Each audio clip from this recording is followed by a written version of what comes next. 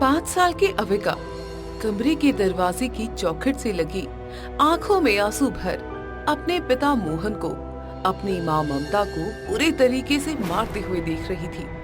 तभी ममता दर्द के मारे कराहते हुए बोलती है, मत मारिए मुझे, मैंने कुछ नहीं किया है, मैंने माँ जी को कुछ भी नहीं कहा था, मैं सच बोल रही हूँ। बकवास मत कर, तू तो कभी कुछ करती ही नहीं, और जो कुछ करता है वो तेरा भूत करता है। मोहन बेरहमी से ममता की पिटाई किए जा रहा था। अविका बुरे तरीके से सहम चुकी थी। तभी वहाँ पर ममता की सास सविता आ जाती है। अरे बस कर, इसे अपनी गलती समझ आ गई होगी, अब मेरे आगे जुबान नहीं चलाएगी, और वैसे भी मैंने इसे कुछ गलत नहीं कहा था। पर माँ जी, आप भी तो जानती है ना कि मैं अब बच्चा पैदा नहीं कर सकती हूँ। मेरे लिए जो कुछ भी है मेरी अविका ही है। अरे नहीं पैदा कर सकती तो मेरे बेटे की दूसरी शादी करवा दूंगी, पर तेरे जैसी नहीं चाहिए मुझे मेरे घर में। आप ये कैसी बातें कर रही हैं माँ जी? फिर मैं अविका को लेकर कहाँ जाऊंगी? तुम कहीं भी जाओ, हमें उससे कोई मतलब नहीं है। क्या क्या सपने थे मेरी और मेरी माँ के, सब मिट्टी में मिला दिए। मोहन और सविता कमरे में चले जाते हैं। तभी अविका अपनी माँ के पास जाती है और उसके जख्मों को छूकर बोलती है, माँ, आपको ये सारे जख्म मेरी वजह से मिल रहे हैं ना? मैं आपके लिए बिल्कुल भी अच्छी नहीं हूँ। तुझे ऐसा किसने कहा बेटा? तू मेरे लिए मेरा जीवन है, मेरे जीने का सहारा है बेटा तू। माँ, एक दिन ना मैं बहुत बड़ी डॉक्टर बनूंगी और आपका ऊंचा नाम करूंगी। तेरा हर सपना पूरा हो मेरी बच्ची। चलो माँ, मैं आपके जख्मों पर दवाई लगा देती हूँ। मुझे पता है पापा और दादी तो आपके पास आएंगे नहीं आपकी मदद के लिए। मासूम अविका अपनी माँ के जख्मों पर दवाई लगाती है और मन ही मन सोचती है, मेरी माँ कितनी अच्छी है, फिर भी पापा और दादी हमेशा माँ को इतना बुरा भला कहते हैं, क्योंकि उन्हें मैं नहीं चाहिए, बस इसलिए उन्हें मेरी जगह कोई और पोता चाहिए था। इतना कहकर अविका का दिल और ज्यादा भर जाता है। दरअसल जब अविका ममता के पेट में थी, तब ममता को सीढ़ियों से फिसलने की वजह से चोट लग गई थी और अविका का जन्म 9वें महीने की जगह 7वें महीने में ही हो गया था और अब ममता माँ नहीं बन सकती थी, जिस वजह से सविता और मोहन हमेशा ही ममता पर बहुत ज्यादा गुस्सा किया करते थे और अत्याचार किया करते थे। ऐसे ही एक शाम मोहन नैना नाम की एक लड़की के साथ घर आता है। जी, ये कौन है आपके साथ और यहाँ क्या कर रही है? पत्नी है ये मेरी, कोर्ट मैरिज करके लाया हूँ। आप क्या कह रहे हैं? मैं आपकी पत्नी हूँ। लेकिन अब से ये मेरी पत्नी है। जो सुख तुम मुझे नहीं दे सकी, वो सुख ये मुझे देगी। ये आप कैसी बातें कर रहे हैं? भगवान के लिए बोल दीजिए ना कि ये सब कुछ झूठ है। अरे कुछ भी झूठ नहीं है, मुझे तो मोहन ने पहले ही बता दिया था सब कुछ। आओ नई बहू, घर में आओ। घर में तो तब आऊंगी ना जब आप इस ममता को और इसकी बेटी को घर से बाहर निकालेंगी, वरना मैं नहीं आऊंगी घर के अंदर। अरे ये भी कोई कहने की बात है, अभी निकाल देते हैं इन्हें। मोहन और सविता मिलकर अविका और ममता को धक्के देकर घर से बाहर निकाल देते हैं और दरवाजा बंद करते हुए सविता बोलती है, जा तू और तेरी बेटी मर भी जाए ना तो भी हमें कोई फर्क नहीं पड़ता, और तेरी बेटी ये जो बड़े बड़े डॉक्टर बनने के सपने देख रही है ना, वो सपना सपना ही रह जाएगा। शुक्र है तेरी जैसी बला से और तेरी इस बेटी से पीछा छूट गया हमारा।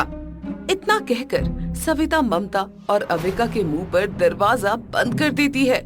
ममता रोते हुए अविका को गले लगाती है और बोलती है, तू घबरा मत बेटा, तेरी माँ अभी भी तेरे साथ है ना, तेरा हर एक सपना पूरा होगा, तू देखना। मुझे आप पर पूरा भरोसा है माँ, आपके रहते कभी कुछ गलत नहीं होगा। चल बेटा, हम अपने रहने और खाने के लिए कोई नई जगह निकालते हैं। ठीक है माँ, चलिए अब हम इस शहर में कभी वापस नहीं आएंगे।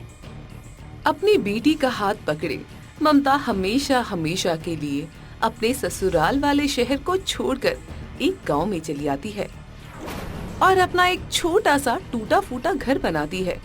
और एक सुबह ममता अविका से बोलती है, चल अविका बेटा, आज तेरा गांव के सरकारी स्कूल में नाम लिखवाना है। इसका मतलब कल से मैं स्कूल जाऊंगी माँ? हाँ बेटा, तू स्कूल जाएगी। अब तुझे अपना सपना पूरा करना है तो स्कूल तो जाना पड़ेगा ना। मैं बता नहीं सकती माँ कि मैं कितनी ज्यादा खुश हूँ। पर क्या बेटा, क्या बात है, क्या हो गया? माँ, फिर आपको खेतों में अकेले काम करना पड़ेगा ना पैसे कमाने के लिए। अभी तक तो मैंने आपकी मदद की थी। कोई बात नहीं बेटा, अब से तू अपनी पढ़ाई पर ध्यान देना। काम अकेले कर लूंगी मैं। चल अब, जल्दी देर हो रही है। ममता अविका को लेकर गांव के सरकारी स्कूल में चली जाती है, जहां उनकी मुलाकात सपना मैडम से होती है। सपना मैडम दिल की बहुत अच्छी और हमेशा बच्चों को सहानुभूति देने वाली महिला थी। सपना अविका का एडमिशन करवाती है और बोलती है, तो अविका बेटा, आप क्या बनना चाहते हो बड़े होकर पढ़ लिख कर? मैम, मैं तो डॉक्टर बनना चाहती हूँ और अपना अस्पताल भी खोलना चाहती हूँ। ये तो बहुत अच्छी बात है बेटा। आप अब स्कूल में अच्छे से पढ़ाई करोगे तो देखना, आप डॉक्टर भी जरूर बन जाओगे। सपना अविका से ये सब कुछ बोल ही रही होती है कि तभी वहाँ पर ममता के ही गांव की विमला नाम की औरत खड़ी हुई होती है। वो अविका की बात पर हंसते हुए बोलती है, अरे खाने को तो लाले पड़े रहते हैं इन दोनों माँ बेटी के घर पर, और डॉक्टर बनने का सपना देख रही है। देखिए, अगर बच्चे सपने नहीं देखेंगे तो फिर उड़ान भरना कैसे सीखेंगे? आपको ऐसे बच्चे का दिल नहीं तोड़ना चाहिए। अरे मैडम जी, आपको नहीं पता, सपना औकात से बाहर नहीं देखना चाहिए। इस जैसी गरीब के नसीब में डॉक्टर बनना लिखा ही नहीं है। अविका बेटा, आप इन सभी बातों को अपने दिमाग से निकाल दो और आप अच्छे से पढ़ो, ताकि आपको जो करना है वो आप कर सको, और कल से आप स्कूल आ जाना, ठीक है? सपना की बातों को सुनकर अविका के उदास चेहरे पर फिर से मुस्कुराहट आ जाती है और वो अपनी माँ के साथ घर वापस आ जाती है। अगले दिन से अविका स्कूल जाना शुरू करती है और घर आने के बाद वो घर का काम भी करती है और साथ ही अपनी माँ के साथ खेती में काम करने में मदद भी करवाती है और रात को बैठकर पढ़ाई का काम करती है। अपनी बेटी को इतनी सी उम्र में इतनी मेहनत करता देख ममता का दिल प्यार और दर्द से पूरे तरीके से भर जाता है। और एक रात जब अविका पढ़ाई कर रही होती है, तभी लाइट चली जाती है। ओहो, इस लाइट को अभी जाना था क्या? कल मेरा पेपर है और मुझे पढ़ाई करनी थी। बेटा, अब क्या करें? बड़े लोगों के घरों में तो इन्वर्टर लगा हुआ है और हमारे पास अभी इतने पैसे नहीं है कि हम लैंप भी खरीद ले। अरे माँ, मैं आपसे थोड़ी ना शिकायत कर रही हूँ।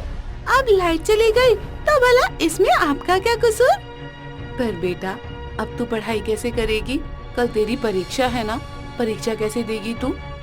आप चिंता मत करिए माँ, मेरे पास एक तरकीब है। तरकीब? कैसी तरकीब बेटा? अरे वो गांव के जमींदार जी है ना, उनके घर के बाहर रात को लाइट जलती है। उनके घर पर इन्वर्टर भी है, वहाँ बैठकर मैं पढ़ लेती हूँ। पर बेटा, तू इतनी रात में वहाँ बैठेगी, अगर किसी ने तुझे कुछ कहा तो? कोई कुछ नहीं कहेगा माँ, आप इतना चिंता क्यों करती हो? मैं जा रही हूँ वहाँ पर पढ़ने के लिए। अविका जल्दी से हाथों में अपनी किताब लिए हुए जमींदार के घर के बाहर चली जाती है, जहाँ उसके घर की दीवार के बाहर इन्वर्टर के बल्ब की लाइट आ रही थी। अविका जमीन पर चौकड़ी मारकर बैठ जाती है और अपनी किताब खोलकर वही पढ़ाई करने लगती है। तभी जमींदार की बीवी उषा की नजर अविका पर पड़ जाती है और वो जल्दी से बाहर आती है और बोलती है, ए लड़की, यहाँ क्या कर रही है तू? इतनी रात को चोरी करने आई है? नहीं नहीं, चोरी करने के लिए नहीं आई हूँ, मैं तो यहाँ पर पढ़ाई करने के लिए आई हूँ। इतनी सी रोशनी में तू कौन सी पढ़ाई कर रही है भला?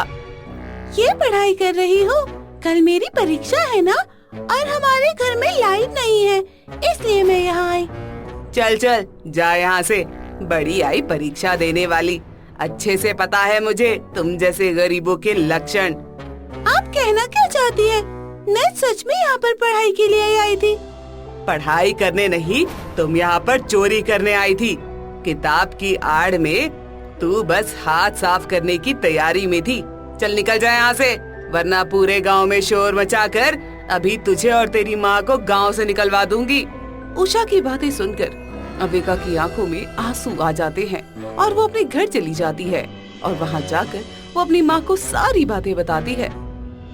मैंने तो तुझे पहले ही कहा था बेटा कि ये लोग हम जैसे गरीबों की बातों को और उनकी मेहनत को कभी नहीं समझते।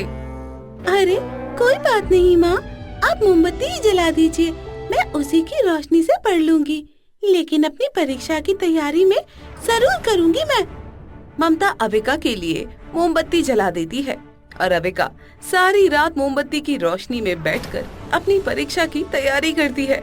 दिन गुजरते चले जाते हैं और परीक्षा का रिजल्ट आता है और अविका पूरे स्कूल के छात्राओं में से सबसे ज्यादा उत्तम अंक ग्रहण करती है और सपना मैडम अविका को बधाई देते हुए बोलती है, मुबारक हो बेटा, आपने सबसे ज्यादा अंक प्राप्त किए हैं, आप इस साल की टॉपर बनी हो। आपका बहुत बहुत शुक्रिया मैम, बहुत बहुत शुक्रिया। बस अब ऐसे ही आप मेहनत करती रहना, फिर आपका डॉक्टर बनने का सपना जरूर पूरा होगा। जहाँ एक तरफ सपना मैडम अविका की खूब तारीफ कर रही होती है, वहीं सपना की क्लास में पढ़ने वाली विमला की बेटी पूजा, जिसे बहुत ही ज्यादा कम अंक प्राप्त हुए थे, वो अविका को देखकर जलती है और खुद से बोलती है, कुछ ज्यादा ही उछल रही है ये लड़की, माँ से इसकी शिकायत करूंगी, इसके पर तो मैं और मेरी माँ मिलकर काटेंगे, डॉक्टर बनेगी ना ये। दोपहर के समय पूजा अपने घर पहुंचती है और अपनी माँ विमला को सारी बात बताती है और विमला बोलती है, अच्छा तो ये बात है, गरीब माँ की औलाद अपना सपना पूरा करने के लिए कुछ ज्यादा ही मेहनत कर रही है। अगले साल की टॉपर बनना चाहती हूँ, मैं नहीं चाहती कि वो कल की आई लड़की फिर से टॉपर बन जाए। अरे तू चिंता क्यों करती है बेटी, तेरी माँ है ना तेरे साथ, तो देख कैसे मैं उसे स्कूल से निकलवाती हूँ। दिन गुजरते चले जाते हैं, विमला और पूजा मिलकर अविका को स्कूल से निकलवाने की तरकीब बनाते रहते हैं। ऐसे ही एक दिन सपना मैडम क्लास के सभी बच्चों का टेस्ट लेने वाली थी और ये बात पूजा विमला को बताती है और विमला पूजा को तरकीब बताती है। पूजा जैसे ही क्लास में पहुंचती है, तभी वो चुपके से अविका के बैग में नकल की कुछ पर्चियां डाल देती है। टेस्ट शुरू होता है और थोड़ी ही देर बाद पूजा शोर मचाने लगती है। सपना मैडम, अविका चीटिंग कर रही है। ये क्या बोल रही हो आप पूजा? मैडम, मैंने अपनी आंखों से देखा है, अविका चीटिंग कर रही है, उसके बैग में नकल की बहुत सारी पर्चियां भी है। नहीं मैडम, मैंने ऐसा कुछ भी नहीं किया, मैं तो सब कुछ याद करके आई हूँ, मैंने तो कभी भी पर्चियां नहीं बनाई है। आप इसका बस्ता चेक कीजिए, उसके अंदर बहुत सारी पर्चियां हैं और उसी में से देख कर लिख रही है ये। नहीं, ऐसा कुछ भी नहीं है मैडम, मैंने कोई पर्चा नहीं लिया है। तो फिर सबके सामने अपने बस्ते की तलाशी करवाओ, तभी दूध का दूध और पानी का पानी होगा। पूजा के कहने पर ना चाहते हुए भी सपना मैडम को अविका का बस्ता चेक करना पड़ता है और उसमें से सच में नकल की पर्चियां निकल जाती हैं। ये देखकर सभी के होश उड़ जाते हैं और सपना बोलती है, ये सब कुछ क्या है अविका? मैं तो तुम्हें एक समझदार और पढ़ने वाली विद्यार्थी समझती थी और तुम ये सब कुछ कर रही हो। मैडम, मैं नहीं जानती कि ये सब कुछ मेरे बैग में कहाँ से आया, मैं सच कह रही हूँ, ये सब कुछ मेरा नहीं है। अब पता चला कि तुम टॉपर कैसे बनती हो, ये है तुम्हारे टॉपर बनने का नतीजा। देख रहे हो बच्चों, कैसी है ये लड़की? पूरी क्लास में पूजा की वजह से अविका की बहुत ज्यादा बेइज्जती हो जाती है। साथ ही सपना मैडम की नजरों में भी अविका गलत साबित हो जाती है और अविका घर जाकर सारी बात अपनी माँ को बताती है। ये कैसे हो सकता है बेटा?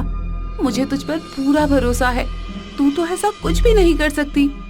माँ, अगर मैं टेस्ट नहीं दूंगी तो मेरे नंबर नहीं लगेंगे, फिर मुझे अच्छे नंबर नहीं मिलेंगे। मुझे बहुत ज्यादा चिंता हो रही है माँ। तू चल बेटा मेरे साथ, मैं तेरी मैडम से बात करती हूँ।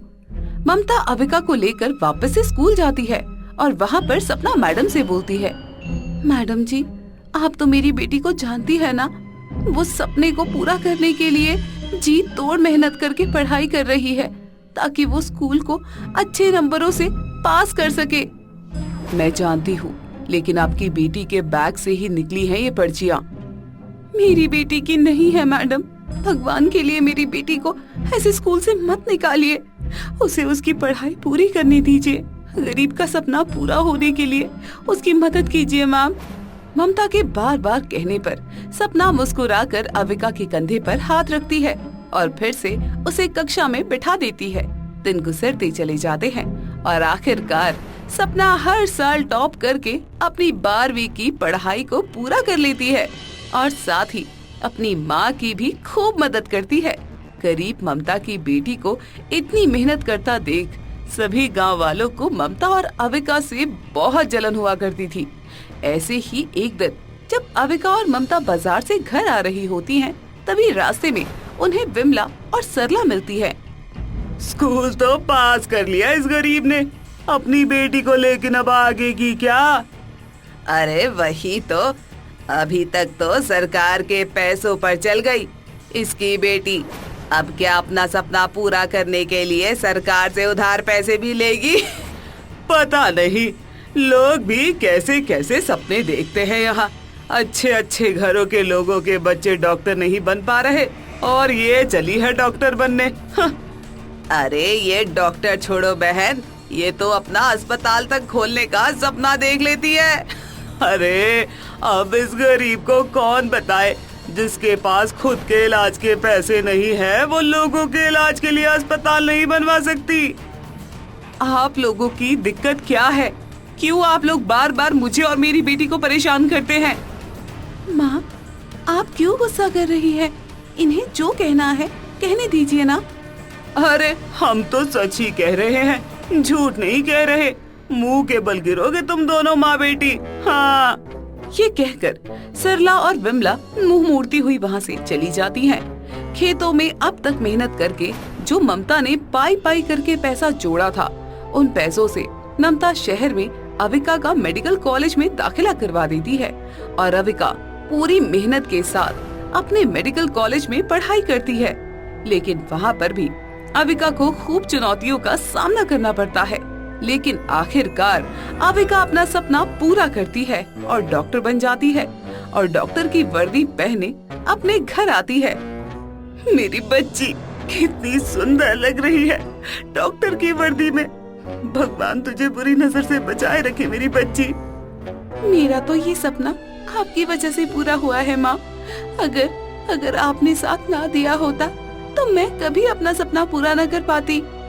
अरे कैसी बातें कर रही है तू बेटा, तू नहीं जानती आज मुझे कितनी खुशी हो रही है।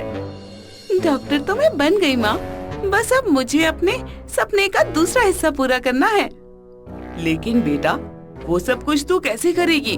उसके लिए तो बहुत पैसा चाहिए और जमीन भी। मैं सब कुछ करूँगी माँ, लेकिन गांव में सभी के लिए मैं अस्पताल तो बनवा कर रहूंगी और वहाँ पर मैं खुद सबका इलाज करूंगी। इतना कहकर अविका ममता के गले लग जाती है। दिन गुजरते चले जाते हैं और इसी बीच अविका को एक बहुत अच्छे अस्पताल में डॉक्टर की नौकरी मिल जाती है। सुचारू रूप से अपनी नौकरी करने लगती है। ऐसे ही एक दिन अविका गांव के सरपंच के पास आती है और बोलती है, सरपंच जी, मैं आपसे कुछ बात करना चाहती हूँ। हाँ बोलो, क्या बात है बेटा? सरपंच जी, मैं गांव में अस्पताल बनवाना चाहती हूँ, मुझे उसके लिए आपकी मदद की जरूरत है। गांव में अस्पताल? लेकिन गांव में तो वो छोटी सी डॉक्टर की दुकान है ना, सबको वहीं से आराम आ जाता है। लेकिन वहाँ पर हर बीमारी का इलाज तो नहीं है ना। हर किसी गर्भवती महिला को लेकर हमें शहर भागना पड़ता है। अगर गांव में अस्पताल होगा तो बहुत सारी बीमारियों के इलाज के लिए हमें शहर नहीं जाना पड़ेगा। ठीक है, मैं तुम्हारी बात समझ रहा हूँ। मैं तुम्हारी मदद करूँगा। सरपंच अविका की मदद करने के लिए तैयार हो जाता है, लेकिन गांव वाले अविका के खिलाफ अभी भी पहले की तरह ही खड़े हुए होते हैं।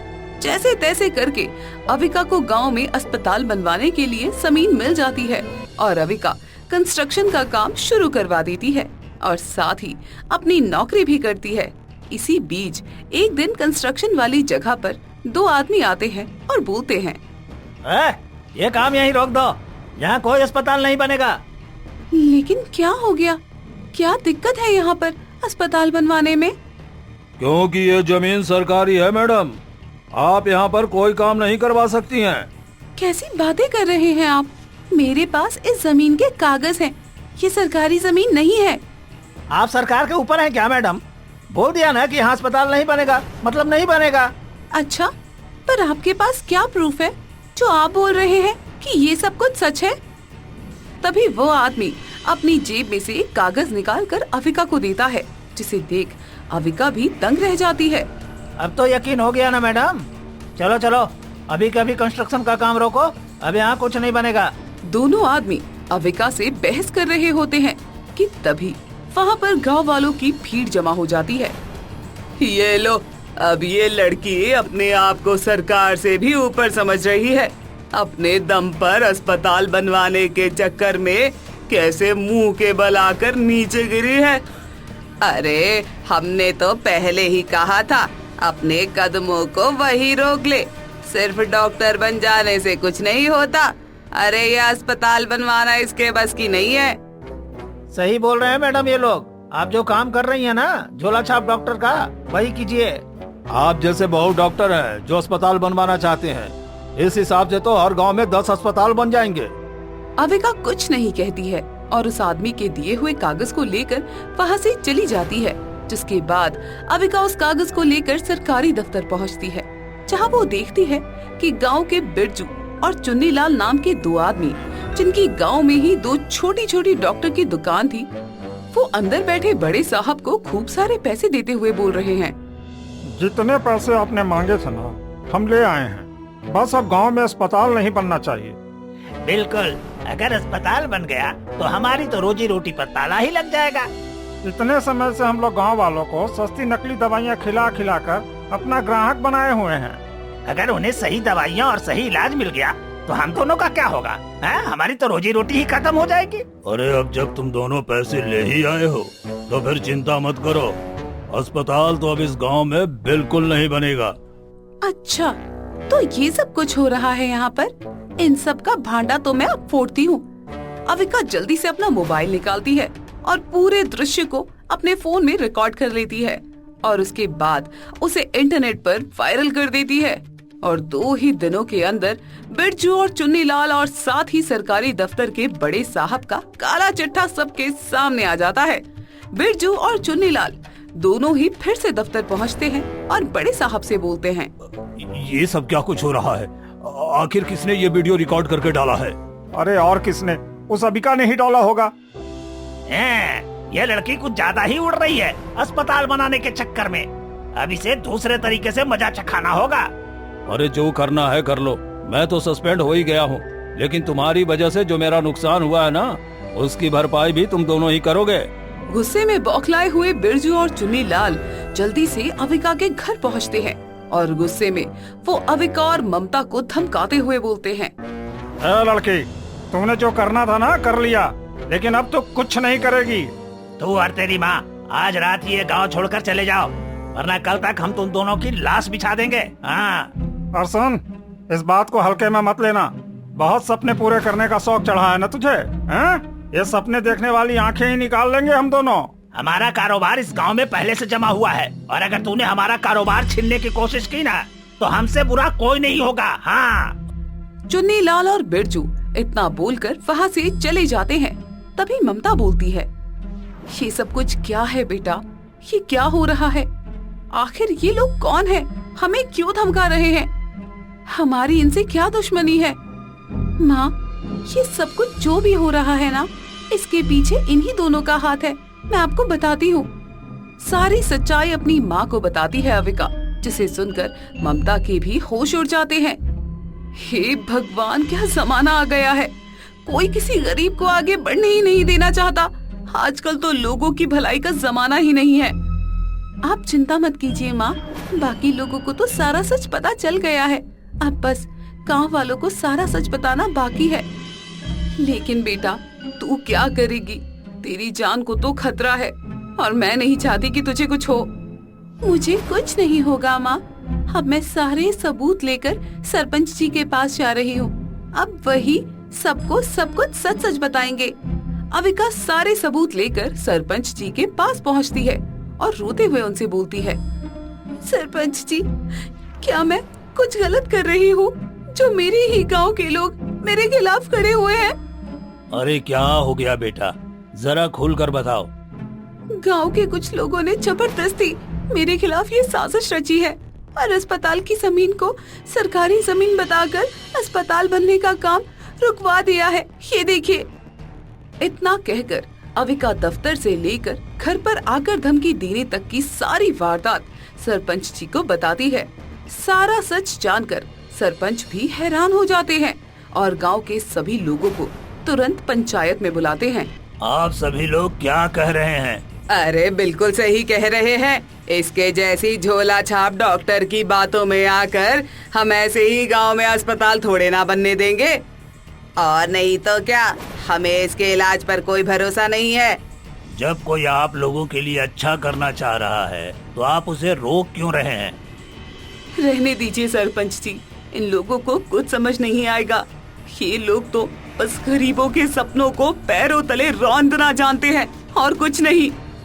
मैं चाहती हूँ कि हमारा गांव तरक्की करे, कभी किसी को महंगे इलाज के लिए शहर ना जाना पड़े, हर एक सुख सुविधा आप लोगों को यही मिले। इसलिए तो मैं ये सब कुछ कर रही हूँ। मेरी बेटी बस आप लोगों का भला करना चाहती है और अपने सपनों को पूरा करना चाहती है, लेकिन आप लोग बस हर तरीके से मेरी बेटी को झूठा बेकार साबित करना चाहते हैं। ठीक है, मैं अस्पताल नहीं बनवाऊंगी, लेकिन उससे पहले मैं आप लोगों को कुछ दिखाना चाहती हूँ। इतना कहकर अविका सरपंच जी की तरह बाकी सभी को गांव वाले बिरजू और चुन्नी लाल बड़े साहब की सारी साजिश के बारे में बताती है, जिसे सुनकर गांव वाले भी हक्के बक्के रह जाते हैं। और अविका बोलती है, बताइए, क्या अभी भी आप लोग चाहते हैं कि मैं गांव में अस्पताल ना बनवाऊं? आप लोगों को ऐसे ही घटिया और सस्ती दवाई खाने दूं? अगर इतना सब कुछ जानने के बाद भी आप लोग सच और झूठ का फैसला नहीं कर पा रहे हैं, तो मैं और मेरी माँ सच में ये गांव छोड़कर चले जाएंगे। सारा सच जानने के बाद गांव वालों को बहुत ज्यादा शर्मिंदगी महसूस होती है और थोड़ी देर पहले तक जो गांव वाले इनके खिलाफ खड़े हुए थे, वो सभी मिलकर अविका का साथ देने के लिए तैयार हो जाते हैं। सारी मुश्किलों को पार करने के बाद आखिरकार अस्पताल बनवाने का काम फिर से शुरू हो जाता है और आखिरकार थोड़े वक्त बाद अस्पताल बनकर तैयार हो जाता है। अविका अपनी माँ के हाथों से ही अपने अस्पताल का उद्घाटन करवाती है और बोलती है, आखिरकार गरीब का सपना पूरा हुआ और मैं हर दिन अपने गांव के लोगों का और बाकी आसपास के गांव के सभी लोगों का मुफ्त इलाज करवाऊंगी और अपने अस्पताल को बहुत बड़ा बनाऊंगी। भगवान तुझे खूब सफलता दे मेरी बच्ची। हाँ अविका बेटा, सच में बचपन से लेकर आज तक तूने बहुत मेहनत करी है और हम ही पागल थे जो तेरी मेहनत को समझते ही नहीं थे। लेकिन अब तो हम सब की बेटियों के लिए और आने वाली पीढ़ियों के लिए तू एक मिसाल बन गई है। बिल्कुल सही कहा। अमीर हो या गरीब, अगर सपना पूरा करने की ताकत है ना, तो हर मुसीबत बहुत अच्छे से पार हो जाती है। इस तरह सभी गांव वाले अविका और उसका सपना पूरा होने में उसको खूब बधाइयां देते हैं और अविका हर दिन अपने डॉक्टर की वर्दी पहनकर अस्पताल में मरीजों का खूब अच्छे से इलाज करती है और आने वाले समय में और भी अच्छे अच्छे कार्य करती है।